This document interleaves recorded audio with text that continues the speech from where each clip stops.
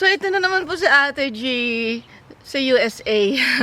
So, hello po dyan sa mga dati pong kasama ko sa barko. Sa P&O Australia dati, pero wala na po yung P&O Australia kasi lahat kinain na ng Carnival, so nalipad siya ng Carnival. And then, ang mga friendship ko po dyan, Ma'am Norse, shout out Ma'am Norse, mahal na mahal ko yung boss ko ngayon. So, karamihan sa kanila, nasa RCCL na. Alam ko, Ma'am Nurse is happy po kayo sa akin, syempre ngayon. Nakamit ko na yung gusto ko. So, ngayon, don't forget to follow me, subscribe, so you're going to be updated with my videos. Particularly po doon sa mga nag-struggle magkaanak. Pero wala po akong anak ngayon na. So we're on the way there, we're getting there. Pero syempre, with the grace of God, of course. Sana, hindi sana Lord, claim ko na magkakaroon kami ng anak. So, ayun po. And then, please follow my page po, Ate G Gold Digger. So, ito po recap nung nakaraan. So, first time kaming nag-try. So, flakda. Kasi nga hindi sa amin sinabi ng doktor lahat ng options namin kasi wala silang egg bank facility. So ngayon, siguro sabihin natin mga September, mga October last year yata, o September. Ewan ko ba, nakapanood kami ng asawa ko na something like stupid movie After that, sabi, ano nga ba yun? So ang tema po ng movie is, meron pong dalawang tao. Yung isa is parang simpleng nag-uopisina lang yata. And then, yung isa naman prostitute na binayaran nila para i-freeze. And then, magising sila after decades. Wherein, iba na talaga ang mundo. And then, yun ang napanood namin. And then, also pala, syempre, sinabi ko sa asawa ko that there was such option. Pero at that time kasi is, nung malaman ko dun, sinasabi ko po sa inyo, yung merong kilalang ospital dito sa Cleveland na expert siya sa fertility, pero nasira ang egg bank nila. Hindi na rin po namin itinuloy. So, kumuha po ako ng license as real estate agent. Nag-enjoy ako. Tapos, nagtatrabaho ko sa Amazon. Tapos, yung asawa ko na humaling sa hiking. Kala ko happy na siya doon. Sa hiking, biking, nagsasign up po siya sa Eventbrite at saka sa ayun, kung ano-ano akala ko is happy na siya doon. Pero may naiisip pa rin ako katulad ng when I was working on board. Ma'am, kilala nyo to, pero siguro Ma'am Nurse, alam nyo to, pero kung alam nyo yung istorya o kung sino ito, naiisip ko siya minsan. Ang sabi nung ibang kasama namin sa P&O is, yung kasama daw namin yan is, inoperahan, inalis yung uterus, kaya minsan mainit ang ulo niya. But anyway, may dalawa na siyang anak. Sabi ko, ano kaya kung subukan namin, habang may uterus pa ako, wala na akong itlog, pero may uterus pa ako, bubuhay pa ako ng bata. Sabi, ito na nga lang ang meron ako. But anyway, with God's timing, sinabi sa akin niya, ano kaya, o sige, subukan natin. Well, let's make it work.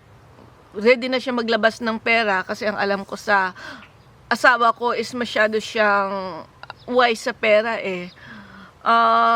The way the way he manage his money is that lahat ang sinabing great value, yung bonus sa SM, yung bonus brand sa SM, great value, puro yun ang sinashopping namin. Nakakatipid kasi iba mabuhay dito sa US, grabe, pay bills. Frugal siya sa pera, although well provided ako, hindi ako nagbabayad ng bill, siya lahat nagbabayad ng bills. Ang financial responsibility ko lang is pagkain lang, grocery lang. Minsan yung mga maliliit na grocery siya pa. Sarili ko lang car maintenance ang babayaran ko. At pag nag-holiday kami, although hindi niya sabihin na ikaw na magbayad ng ganito, ikaw naman ganyan, ako na sabihin ko, o sige, alternate tayo sa restaurant. Ikaw muna magbayad, tapos ako, tapos ikaw naman. O sige, gamitin natin yung sasakyan ko. Kasi sasakyan ko, Prius, hybrid yon. So, nakakatipid ng gas. So, pag sasakyan ko, pagsasakyan ko, gastos ko, akin ang gas. At saka pag nag-holiday kami, sige, ako nabibili ng souvenir shirt niya. Sabi, ano gusto mo dyan, Cap? Ako nabibili nun para sa kanya, and the rest, yung Airbnb namin, hotel, tickets sa Disneyland or kung saan kami pumasok, siya na magbabayad nun. So, syempre, mas malaki pa rin yung ambag niya. Now, so, saan na ba ako?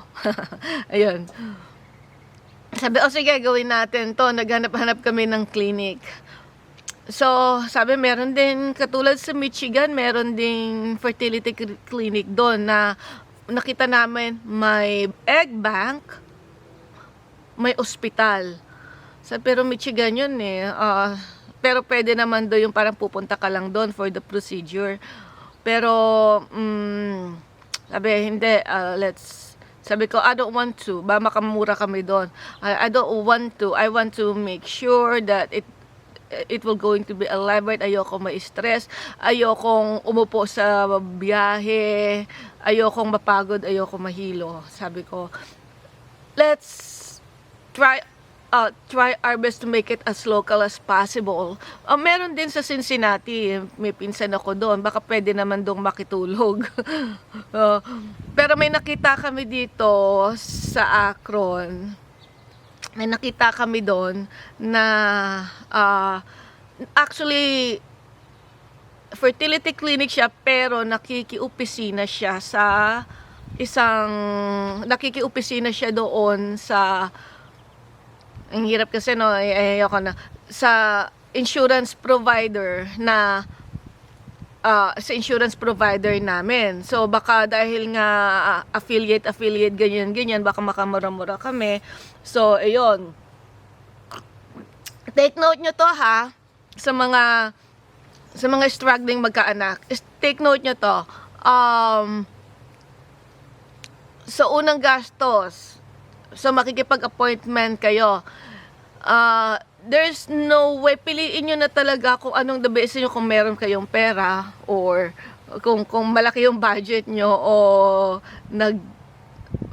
kung malaki yung budget, talagang pagkakagastosan nyo, or katulad namin na kailangan budgeted talaga. Kasi pag tumawag kayo sa clinic, sige, maghanap kayo which is the best, or which is within your budget. Hindi nyo malalaman kung magkano yung cost yung itemized expenses ng procedure. So you need to have a consultation. Sa amin, hindi naman ganun kagandahan ng insurance namin. All the fertility procedure na ginawa sa clinic na yon is we have to pay outright, out of pocket. So, unang gastos namin is just to have an appointment to the doctor, have these questions. If you want to push through with the procedure or not, you will have to pay sa amin pero syempre hindi ko alam sa iba. $350 just to have appointment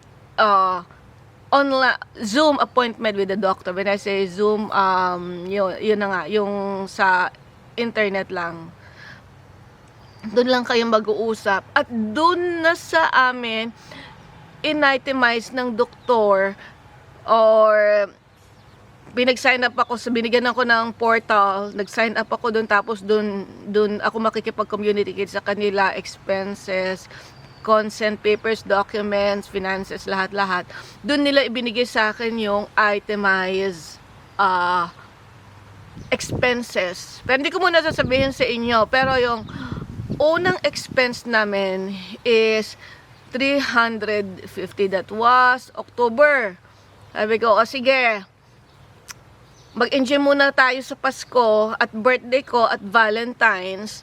So, pagkatapos ng Valentine's, saka na tayo magkapag-appointment sa doktor. Pero before that, kinukulit na ako ng nurse navigator. Uy, kailan ka ba, kailan mo ba talaga itutuloy yan? Are you going to push through with the procedure or not? Sabi, wait, sandali lang. Tutuloy kami. We're just straightening things up. Merong rental si asawa ko ng ayun, sabi, saan tayo kukuha ng, baka mag-over kami sa budget. Kumbaga, we need more money. So, ayun na nga, sabi ng asawa ko, magbenta ng property. Itong bahay, namin kung saan kami dito, teka, hindi pwede ibenta to kasi may problema kami sa HOA. Sabi, tamang-tama, umalis yung tenant doon sa Akron. Sige, yun na lang daw ibenta. So, tapos, yun na nga, nagsimula ng, so after ng meeting namin with the doctor, ayun na, nag-umpisa na ako ng procedure ko, which is magiging part 3.